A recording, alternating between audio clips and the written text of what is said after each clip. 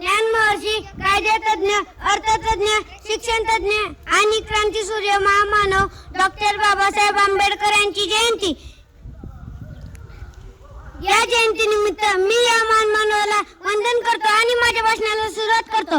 गुलामगिरीतून अडकून पडलेल्या समाजाला क्रांतीची मशाल पेटवून देणारा म्हणजे क्रांतीसूर्य महामानव डॉक्टर बाबासाहेब आंबेडकर.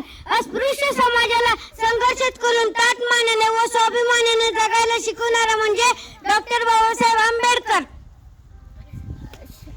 अशा या महामानव भारतरत्नाचा जन्म 14 एप्रिल 1891 रोजी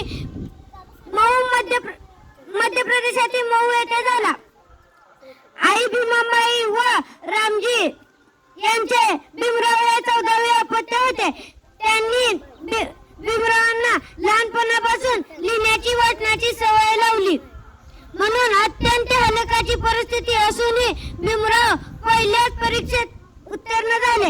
एवढेच नव्हते तर 18 तास अभ्यास करून ते मुंबई विद्यापीठ, कोलंबिया विद्यापीठ आणि लंडन विद्यापीठातून BA, MA, PhD, MSc, BSc अशा श्रेष्ठ पदव्या प्राप्त केल्या. धन्यवाद.